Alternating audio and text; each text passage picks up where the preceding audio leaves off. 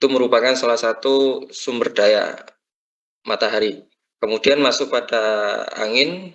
Jika kita melihat dari definisi angin ialah udara yang bergerak akibat adanya perbedaan tekanan udara dengan arah aliran angin dari tempat yang bertekanan rendah ke tempat yang bertekanan tinggi.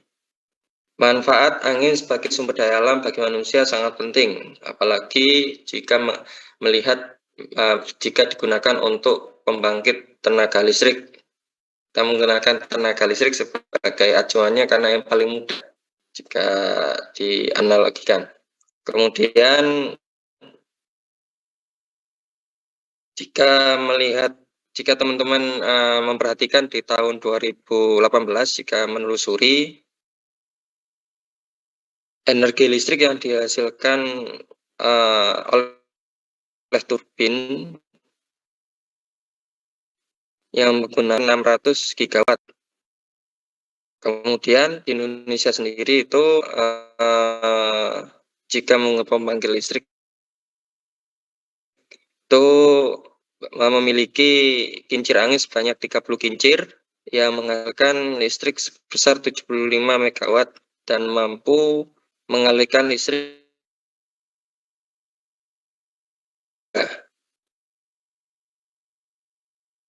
Kemudian masuk kepada Quran surah Saba ayat 12 ya, yang artinya dan kami tundukkan Nabi Sulaiman yang berjalan di waktu pagi sama dengan sebulan dan perjalanannya di waktu sore sama dengan perjalanan sebulan pula, dan kami alirkan jalan tembaga baginya, dan sebagian dari jin ada yang bekerja di hadapannya di bawah kekuasaannya dengan izin Tuhannya, dan siapa yang menyimpang di antara mereka dari perintah kami rasakan kepadanya azab neraka yang menyala-nyala. Kemudian masuk ke dalam air di Quran, baik air yang ada di darat maupun di laut merupakan sumber daya alam yang dapat dimanfaatkan dalam perekonomian, khususnya perekonomian untuk masyarakat itu sendiri. Allah berfirman dalam Quran surah An-Nahl ayat 14 yang artinya,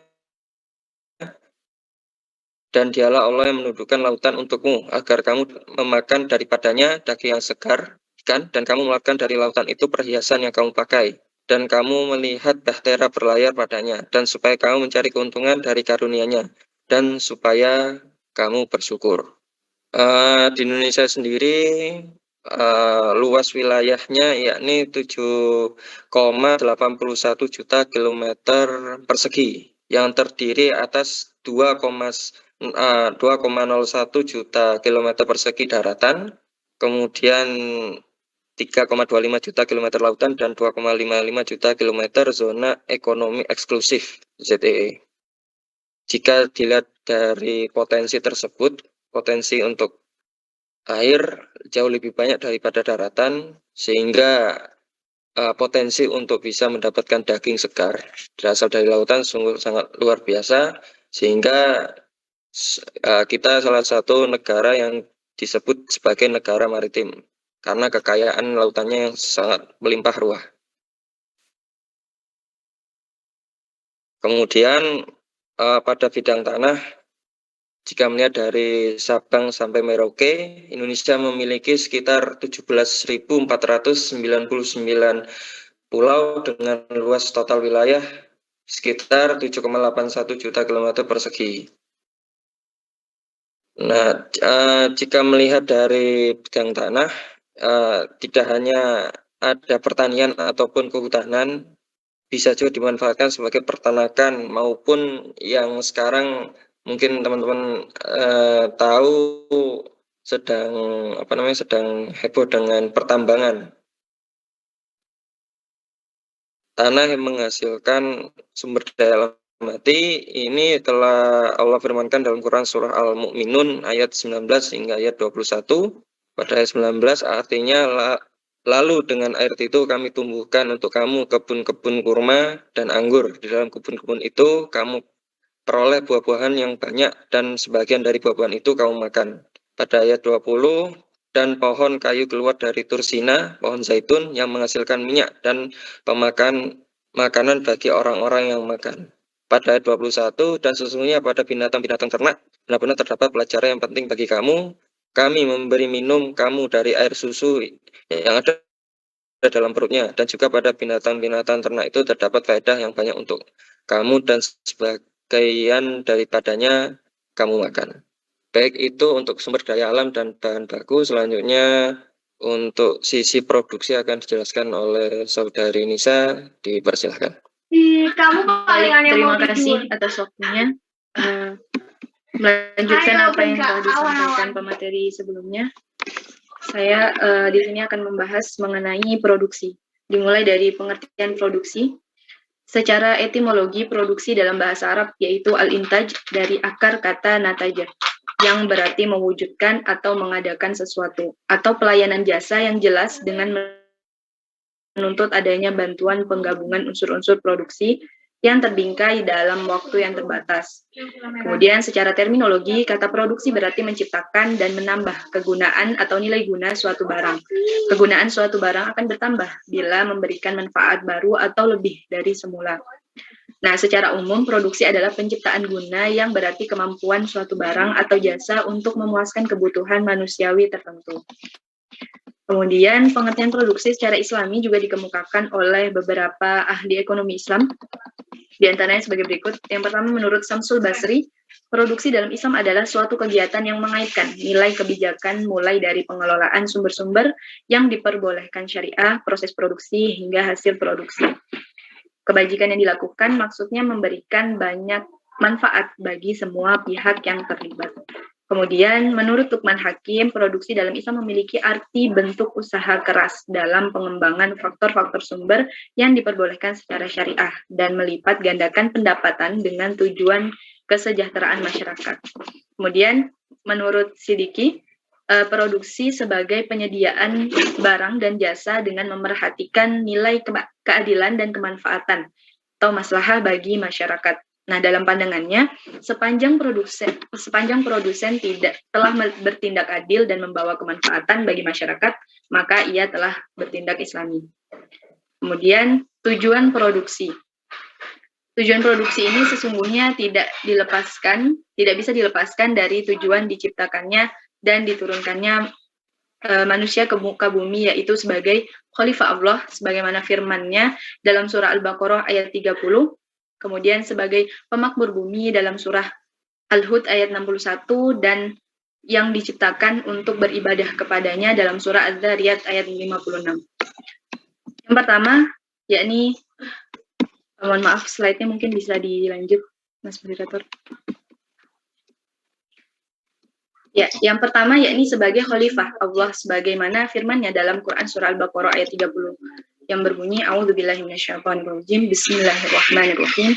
Wa idh qala rabbuka lil malaikati inni ja'ilun fil ardi khalifah qalu ataj'alu fiha man yufsidu fiha wa yasfiku ad-dima' aw nahnu nusabbihu bihamdika wa nuqaddisu lak. Qala inni a'lamu ma la ta'lamun. Artinya, ingatlah ketika Tuhanmu berfirman kepada para malaikat, sesungguhnya aku hendak menjadikan seorang khalifah di muka bumi. Mereka berkata, mengapa engkau hendak menjadikan khalifah di bumi itu? Orang yang akan membuat kerusakan padanya dan menumpahkan darah. Padahal kami senantiasa bertasbih dengan memuji engkau dan mensucikan engkau. Tuhan berfirman, sesungguhnya aku mengetahui apa yang tidak kamu ketahui. Nah, ayat ini dimulai dengan penyampaian keputusan Allah kepada para malaikat tentang rencananya, yakni menciptakan manusia di bumi.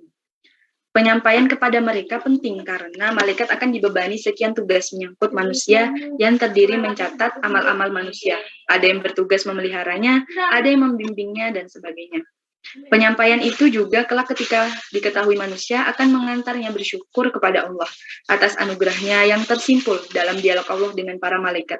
Sesungguhnya aku hendak menjadikan seorang khalifah di muka bumi, demikian penyampaian Allah. Kemudian, penyampaian ini bisa jadi setelah proses penciptaan alam raya dan kesiapannya untuk dihuni manusia pertama, yakni Nabi Adam alaihissalam, dengan nyaman. Mendengar rencana tersebut, para malaikat bertanya tentang makna penciptaan tersebut. Mereka menduga bahwa khalifah ini akan merusak dan menumpahkan darah. Pernyataan mereka itu bisa lahir dari penamaan Allah terhadap makhluk yang akan dicipta itu dengan nama khalifah. Semua itu adalah dugaan, namun apakah latar belakangnya yang pasti adalah mereka bertanya kepada Allah, bukan keberatan atas rencananya. Apakah bukan mengapa seperti dalam beberapa terjemahan, engkau akan menjadikan khalifah di bumi siapa yang akan merusak dan menumpahkan darah?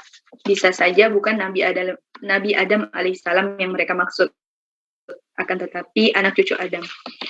Nah, rupanya mereka menduga bahwa dunia hanya dibangun dengan tasbih dan tahmid. Karena itu para malaikat melanjutkan pertanyaan mereka, sedang kami menyucikan, yakni menjauhkan zat sifat dan perbuatanmu dari segala yang tidak wajar bagimu, sambil memujimu atas segala nikmat yang engkau anugerahkan kepada kami, termasuk mengilhami kami menyucikan dan memujimu.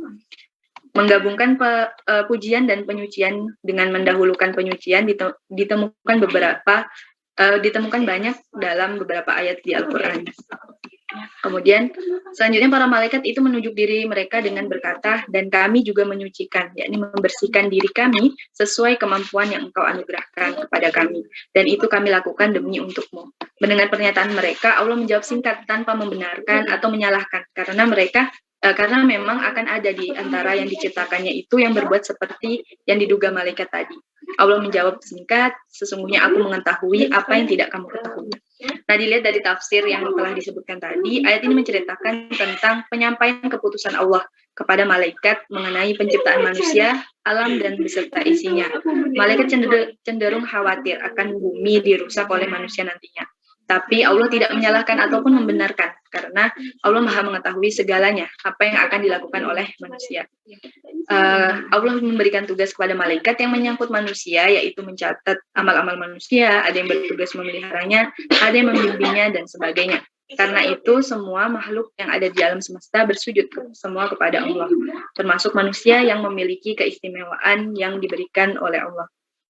Kemudian, fungsi produksi yang selanjutnya berkenaan dengan fungsi diciptakannya manusia, yakni sebagai pemakmur bumi yang tertera dalam surah Al-Hud ayat 61 yang berbunyi, wa ila samuda akhahum salihah qala ya qaumi ibudullaha ma lakum min ilahin ghairuh huwa ansha'akum minal ardi wasta'marakum fiha fastaghfiruhu thumma tubu ilaihi inna rabbi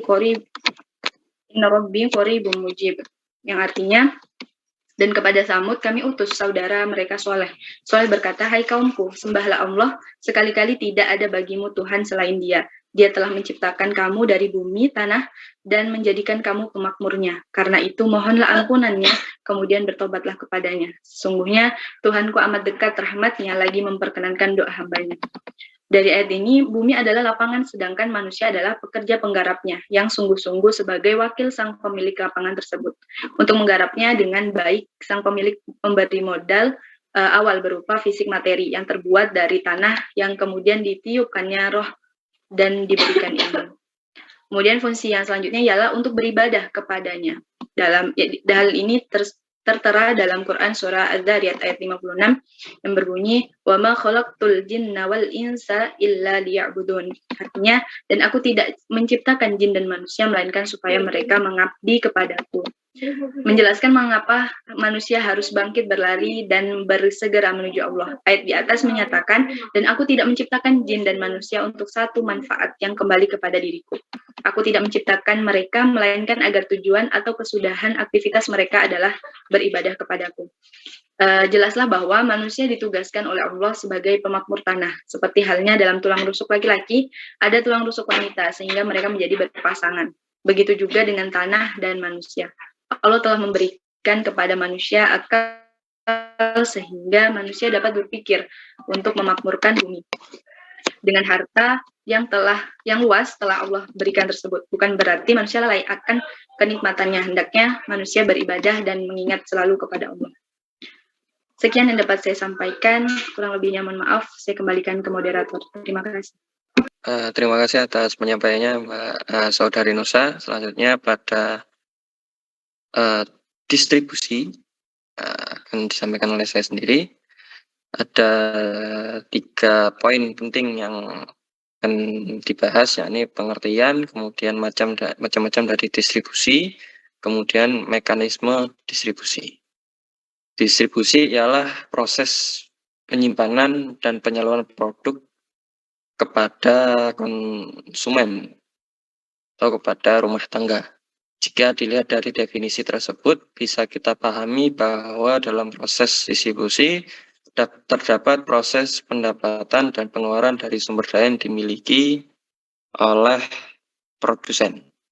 Itu jika kita melihat bahwa sejalan dengan prinsip pertukaran, exchange, yakni seseorang memperoleh pendapatan yang wajar dan adil sesuai dengan kinerja dan kontribusi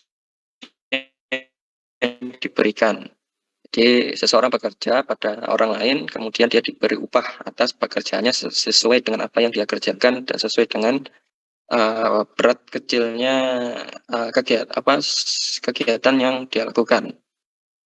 Maupun dia bisa juga dia mendapatkan barang sesuai dengan kesepakatan yang telah dilaksanakan. Nah, pada distribusi ini seringkali power atau kekuasaan itu berperan penting, yang dimana jika kita melihat kekuasaan yang lebih tinggi cenderung memiliki otoritas atau kemudahan akses bila dibandingkan dengan seseorang yang memiliki kekuasaan terbatas. Jadi maksudnya begini, pendistribusian itu seringkali jika kita melihat itu ada produsen-produsen kecil yang dia punya produk serupa dengan produsen yang sudah besar.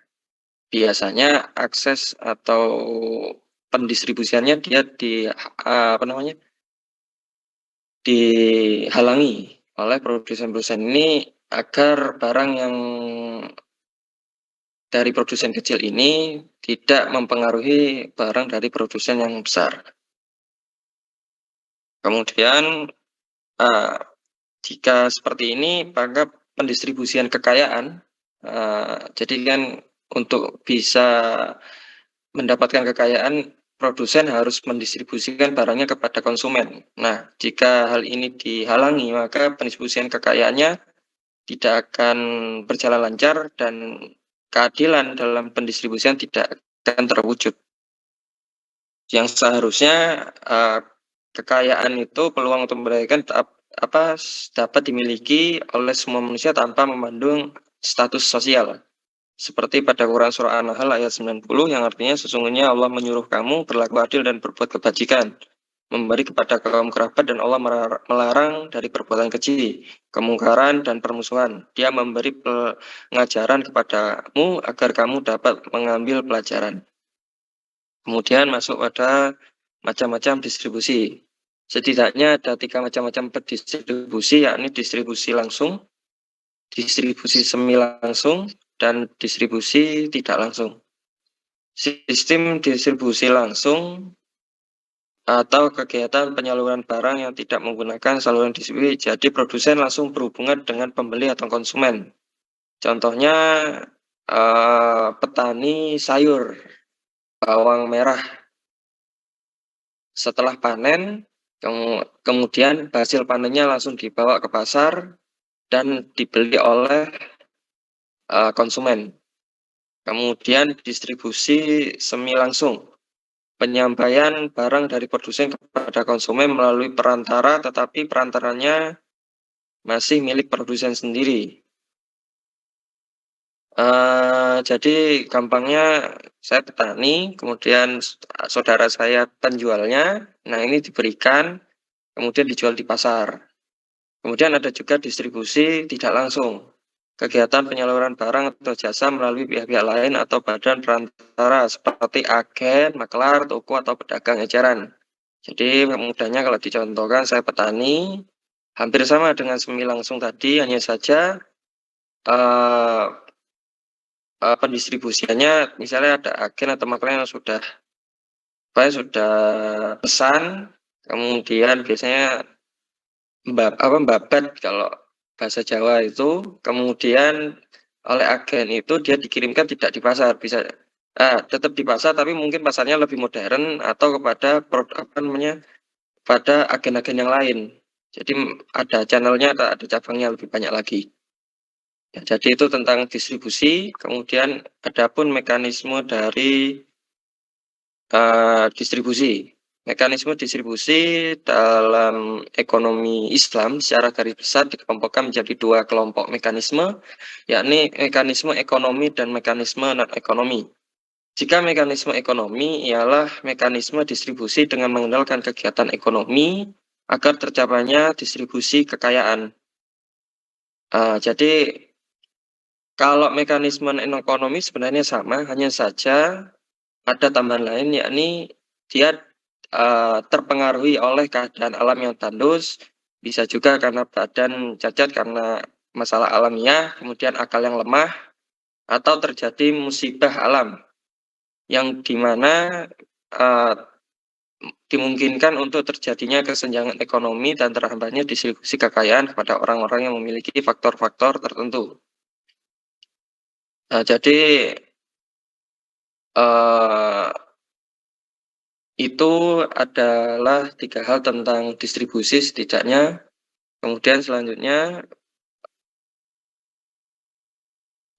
Mas Aflinya mungkin belum masuk, jadi mungkin akan dilanjutkan oleh Saudari Nusa. Dipersilahkan. Baik, terima kasih atas waktunya. Pembahasan yang selanjutnya ialah mengenai konsumsi. Konsumsi dalam Islam berasal dari bahasa Belanda, yakni konsumti, yang artinya suatu kegiatan yang bertujuan mengurangi atau menghabiskan daya guna suatu benda, baik berupa barang maupun jasa, untuk memenuhi kebutuhan dan kepuasan secara langsung. Adapun beberapa dalil yang menerangkan tentang konsumsi yang bisa dijadikan sebagai acuan bagi seseorang ialah sebagai berikut. Yang pertama, anjuran untuk tidak berlebih-lebihan dalam berkonsumsi. Dalam hal ini, Allah Subhanahu wa Ta'ala berfirman dalam Quran Surah Al-A'raf ayat 31. Ayat ini merupakan bantahan terhadap kaum musyrikin yang melakukan tawaf di Baitullah sambil telanjang secara sengaja. Laki-laki bertawaf pada siang hari dan perempuan pada malam hari. Maka Allah Subhanahu wa Ta'ala berfirman, "Hai anak-anak Adam, pakailah perhiasanmu ketika memasuki masjid." Yang dimaksud perhiasan di sini ialah pakaian untuk menutupi aurat. Kaum musyrikin disuruh mengenakan baju setiap kali mau memasuki masjid. Berdasarkan ayat ini dan sunnah yang semakna dengan ayat itu, maka disunahkan untuk mempercantik diri setiap kali melakukan sholat, terutama sholat Jumat, sholat jamaah, dan sholat Idul Fitri. Memakai parfum dan bersiwak merupakan pelengkap dalam menghias diri. Selain itu, ayat ini juga merupakan anjuran untuk tidak berlebih-lebihan dalam berkonsumsi. Dalil yang kedua, yakni anjuran mengkonsumsi yang baik dan halal. Allah Subhanahu wa Ta'ala berfirman dalam Quran Surah Al-Baqarah ayat 168, yang mana Allah menjelaskan bahwa Dia Maha Pemberi rezeki kepada seluruh makhluknya. Dia menganugerahkan kepada mereka kebolehan memakan makanan yang halal lagi baik, serta melarang mereka memakan makanan yang diharamkan kepadanya. Allah menyuruh hambanya yang beriman memakan yang baik-baik dari rezeki yang telah dianugerahkan kepada mereka. Oleh karena itu, hendaklah mereka bersyukur kepadanya jika mereka mengaku sebagai hambanya. Memakan makanan halal merupakan sarana untuk diterimanya doa dan ibadah. Kemudian dalil yang ketiga, yakni mengkonsumsi sesuatu dengan menyebut nama Allah. Hal itu sebagaimana yang disebutkan dalam firman Allah dalam Quran Surah Al-An'am ayat 118. Allah membolehkan kepada hambanya yang beriman memakan sembelihan yang dibacakan nama Allah atasnya. Artinya dia melarang memakan sembelihan yang tidak dibacakan nama Allah, seperti memakan bangkai yang dibolehkan oleh kaum kafir Quraisy dan binatang yang disembelih bukan atas nama Allah. Sesungguhnya Allah telah menjelaskan kepada umat Islam perkara yang diharamkan kepada mereka, kecuali apa yang terpaksa mereka memakannya dalam kondisi yang urgent. Kemudian yang keempat, yakni mengenai dalil yang dalam mengkonsumsi harus punya prinsip, yakni menghalalkan yang halal dan mengharamkan yang haram. Hal itu sebagaimana yang dijelaskan dalam firman Allah Subhanahu wa Ta'ala, yakni dalam Quran Surah Al-A'raf ayat 157. Ayat ini menjelaskan tentang siapa yang wajar mendapat rahmat Allah, yaitu mereka bertakwa yang mengeluarkan zakat dan percaya kepada Allah serta Rasul-Nya. Orang yang akan meraih rahmat adalah orang yang terus-menerus dan tekun mengikuti Nabi Muhammad SAW yang selalu mengajak orang-orang Yahudi dan Nasrani kepada yang ma'ruf. Ayat ini juga menganjurkan kepada umat Islam untuk menghalalkan segala yang baik dan mengharamkan segala yang buruk. Kemudian dalil yang selanjutnya ialah larangan bakhil dan boros dalam berkonsumsi. Sebagaimana firman Allah dalam Quran Surah Al-Isra ayat 29. Dari ayat tersebut, dan janganlah kamu menjadikan tanganmu terbelenggu pada lehermu. Maksudnya, janganlah kamu bakhil atau pelit tidak mau memberi apapun kepada siapa saja, dan janganlah kamu terlalu menggulurkannya. Yakni, janganlah kamu berlebihan dalam berinfak, lalu kamu membeli sesuatu di luar kemampuanmu. Kemudian dalil yang selanjutnya ialah Allah menjelaskan tentang kesederhanaan, sebagaimana dalam firman Allah, yakni dalam Quran Surah Al-Ma'idah ayat 87. Arti penting dari ayat tersebut ialah kenyataan bahwa kurang makan dapat mempengaruhi pembangunan jiwa dan tubuh. Demikian pula perut diisi secara berlebihan tentu akan ada pengaruhnya pada perut.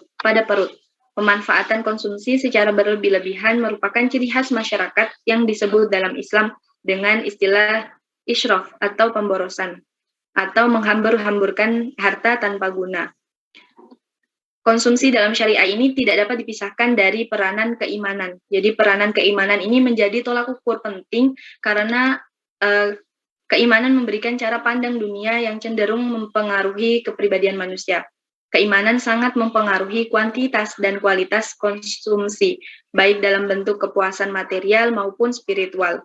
Batasan konsumsi dalam Islam tidak hanya memperlihatkan atau memperhatikan aspek halal haram saja, tetapi termasuk pula yang diperhatikan adalah yang baik, cocok, bersih, dan tidak menjijikkan.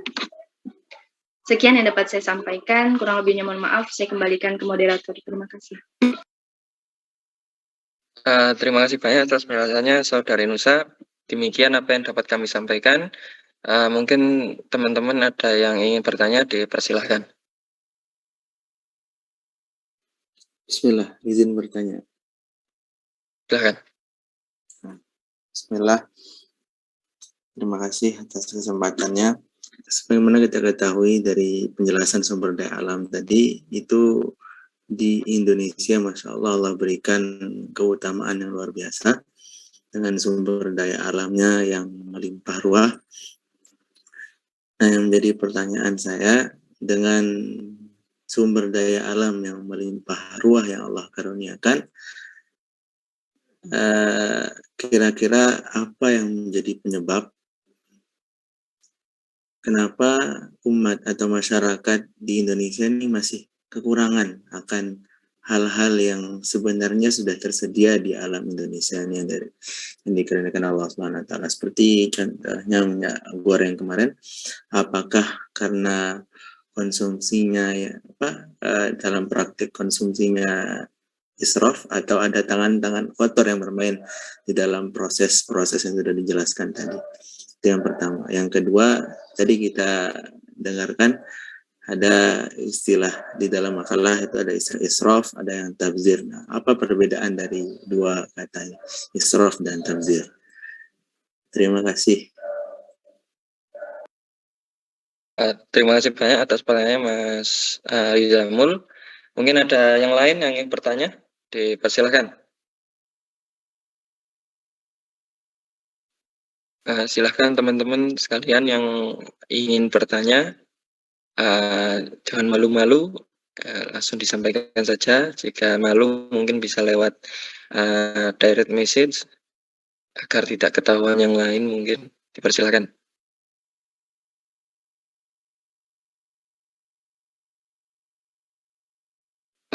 Sembari mungkin menunggu teman-teman yang masih menulis pertanyaan, mungkin saya akan mencoba menjawab pertanyaan dari Mas Rizamul mengenai kira-kira apa yang menjadi penyebab masyarakat banyak yang masih kekurangan, padahal sumber daya alam kita sangat luar biasa, melimpah ruah gitu. Sebenarnya faktor dari kenapa kok masyarakat banyak yang kekurangan ialah dari sumber daya manusia atau kesiapan kita untuk mengolah sumber daya itu. Seringkali sumber daya yang diolah itu yang harusnya diberikan kepada masyarakat, atau masyarakat itu sebenarnya mampu untuk membeli, itu dibuat langka atau dibuat susah untuk mencari barangnya. Seperti contohnya yang sekarang sedang heboh kan tentang mahalnya minyak goreng. Saya beberapa waktu lalu datang ke warung itu lihat minyak goreng Bimoli itu 39.000 gitu. 39.000 itu harga yang luar biasa mahal, padahal biasanya 14.000, 18.000 paling mahal. Terus ke Indomaret itu harganya 28.000 sekarang. Jadi apa sih yang menjadi faktor kenapa bisa langka? Apa sulit itu? Jadi kayak barang langka itu kan karena ini kalau di ekonomi itu ada penawaran, ada permintaan. Kalau penawarannya rendah, tapi permintaannya tinggi, ini akan menjadi barang yang ditawarkan akan menjadi mahal. Jadi penawarannya tinggi, penawaran yang diberikan produsen, ini loh, minyak goreng saya, tapi saya terbatas punyanya. Nah, yang pengen beli banyak, harganya dinaikkan. Kalau permintaannya penawarannya banyak, permintaannya sedikit, harganya pasti rendah. Nah, jadi jika mengacu pada minyak goreng, berarti ada hal-hal faktor yang menyebabkan dia penawarannya sedikit, seperti panennya lebih rendah. Kedua, panen-panen tersebut dialihkan tidak menjadi minyak goreng, tapi menjadi bahan bakar kendaraan seperti biodiesel. Jika lihat dari dari berita. Kemudian karena kita masih di masa pandemi COVID-19 di jalur Omikron sekarang. Omikron.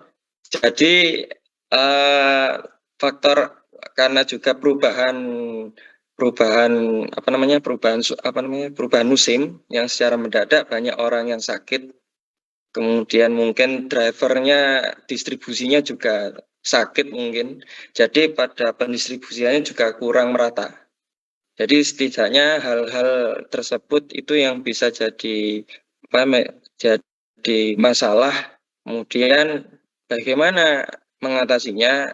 Ya sekali lagi kembali ke masing-masing diri, menjaga kesehatan, melakukan 3M dan lain sebagainya.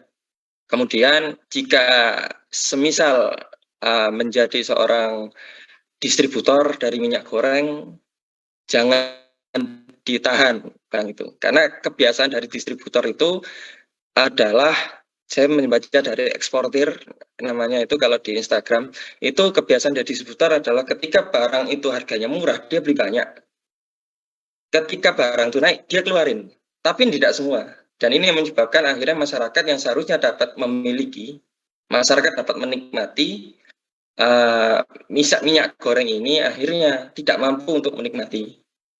Nah, jadi alasan-alasan kenapa banyak yang kekurangan, ya ini jadinya harusnya barang itu semua masyarakat itu bisa menikmati.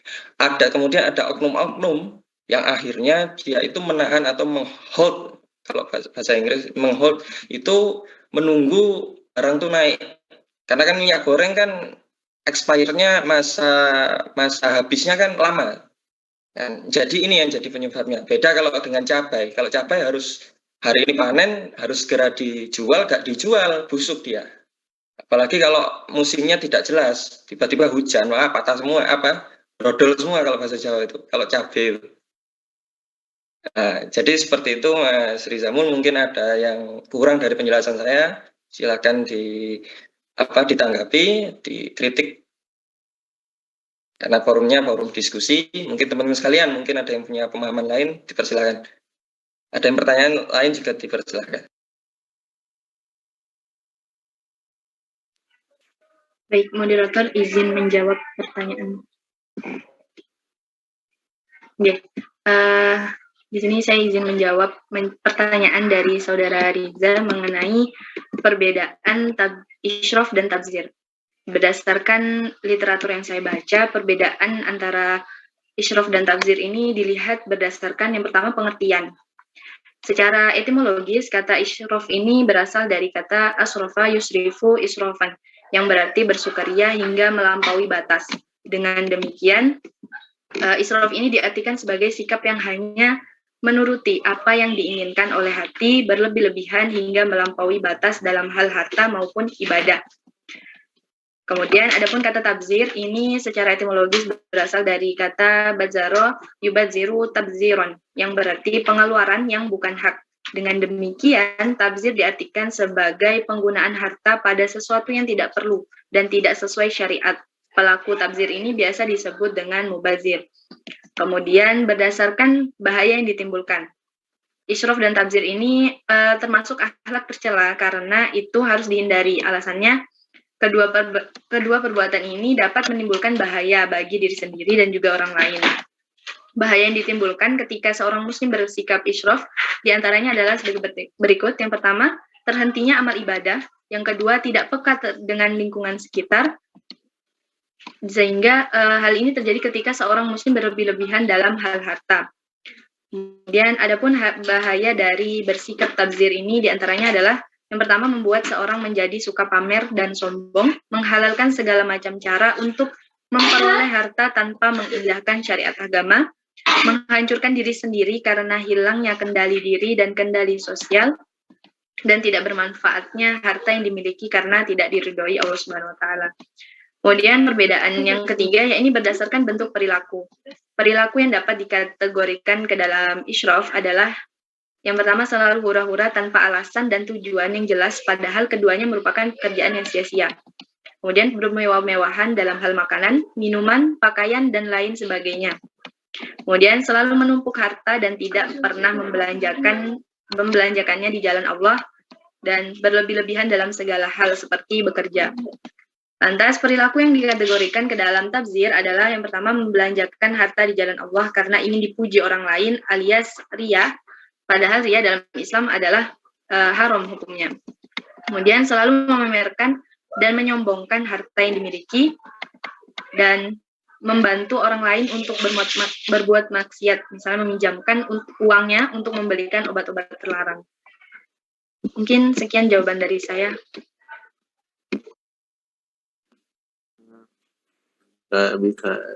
Jika bisa disimpulkan, berarti israf itu berlebihan dalam hal yang dihalalkan.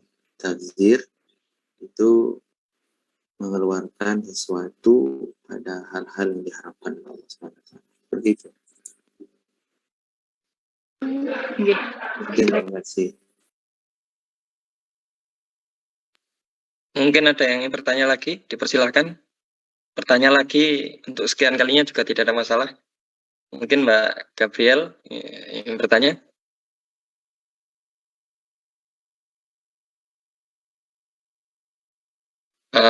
Baik, mungkin karena sepertinya tidak ada pertanyaan lain, jadi mungkin itu yang bisa kami sampaikan. Untuk selanjutnya, Ustadz Afiful mungkin bisa memberikan beberapa hal. Dipersilakan Ustadz. Baik, terima kasih. Bismillahirrahmanirrahim. Alhamdulillah wassalatu wassalamu ala Rasulillah wa ala alihi wa sahbihi wa man tabi'ahu wa ba'd. Sebelumnya saya sampaikan terima kasih pada kelompok presentasi hari ini yang sudah menyiapkan dan mempresentasikan materinya dengan baik serta menjawab beberapa pertanyaan yang tadi disampaikan oleh teman kita. Tema kita hari ini menyambung pembahasan pada tema-tema sebelumnya, terutama yang berkaitan dengan SDA dan juga fungsi manusia sebagai pemakmur ya di muka bumi ini, di mana produksi, kemudian distribusi dan konsumsi ini merupakan lahan yang bisa dimanfaatkan oleh manusia sebagai pemakmur bumi ini untuk bisa mengelola sumber daya yang telah diberikan oleh Allah Subhanahu wa taala. Jadi produksi ya itu merupakan lahan pekerjaan, sehingga orang yang melakukan itu biasa disebut dengan produsen ya. Kemudian tahapan berikutnya adalah distribusi, ya, dan pelakunya disebut dengan distributor. Sedangkan yang terakhir adalah konsumsi dan pelakunya disebut sebagai konsumen. Nah, kalau kita melihat secara real di lapangan kondisi di negara-negara Muslim, ya pada khususnya, maka secara umum kita temukan posisi ekonomi negara-negara Islam ini bukan pada level yang pertama, ya, tapi lebih pada level yang kedua dan ketiga. Ya. Sebentar.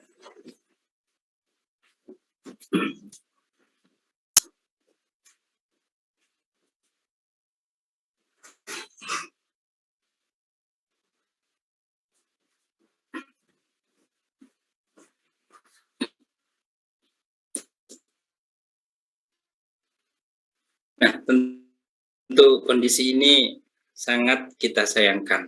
Ya. Negara Indonesia yang memiliki kekayaan alam yang luar biasa, ya. Namun pada kenyataannya nilai impor kita itu masih besar. Ya. Negara-negara Arab, ya, dengan kekayaan tambangnya yang luar biasa, ya, untuk memenuhi kebutuhan lain juga masih harus impor juga. Nah, artinya kita selama ini berkutat pada level 2 dan level 3 saja. Berbeda dengan negara-negara di Eropa misalkan, atau negara-negara dengan ekonomi maju seperti Jepang. Nah, ini luar biasa. Mereka itu tidak begitu memiliki SDA, ya, tapi menjadi negara yang menguasai ekonomi dunia. Ya. Jepang, ya, itu mengimpor bahan-bahan baku dari negara-negara Islam, katakan. Kemudian mereka olah dan itu menjadi sebuah produk yang bernilai tinggi yang nantinya kemudian dijual lagi ke negara ekspor bahan baku tersebut. Nah, ini kan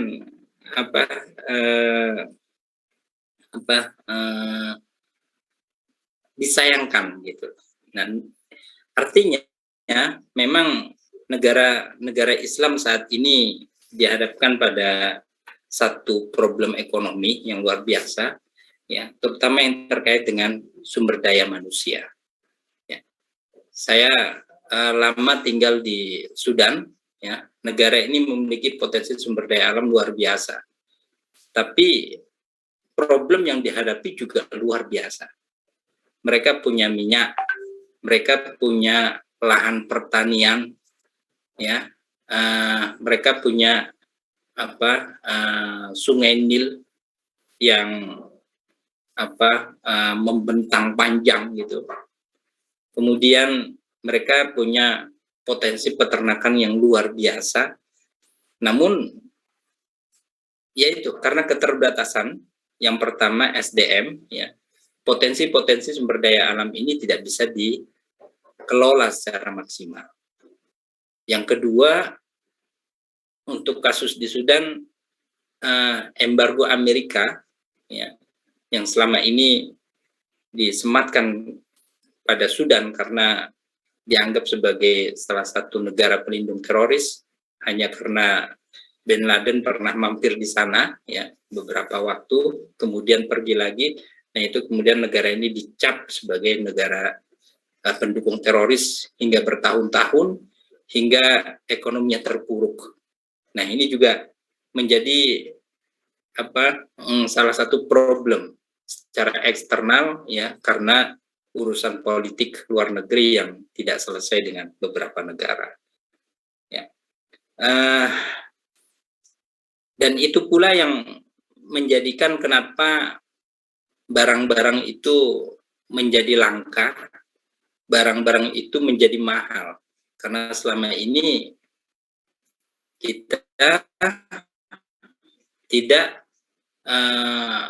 dapat mengelola sumber daya alam kita sendiri secara maksimal. Kita bergantung kepada yang lain. ya, sehingga ketika sektor ekonomi di negara lain di mana kita bergantung kepadanya itu mengalami satu hambatan, maka secara otomatis hambatan itu juga akan dialami oleh negara konsumen seperti negara kita dan beberapa negara Islam lainnya. Nah, ini menjadi PR bagi kita semuanya. Maka UMKM yang selama ini menjadi tonggak ekonomi, ini menjadi penting untuk terus diberdayakan.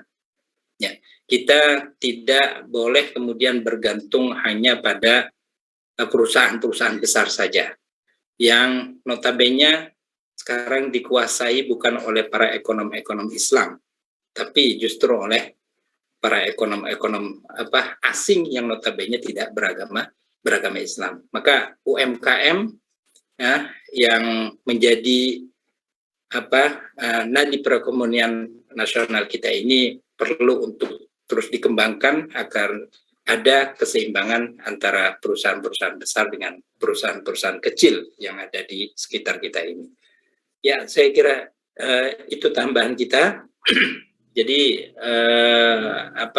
pembahasan kita hari ini mudah-mudahan membuka wacana kita semuanya untuk bangkit ya, mengelola ekonomi kita ini tidak saja ya mengelola dari sisi distribusinya ya, lebih-lebih sebagai konsumennya saja ya, tapi kita juga bisa kemudian dengan kemandirian yang kita miliki ya bisa mengelola sumber daya alam ini menjadi sebuah produk-produk yang itu bernilai tinggi dan akhirnya dapat kita konsumsi dan juga mensejahterakan ekonomi kita semuanya. Amin Allahumma amin. Ya, terima kasih Mas Haryono sudah memberikan kesempatan kepada saya. Dipersilakan kalau memang masih ada pertanyaan, monggo. Atau mau ada masukan yang lain, silakan.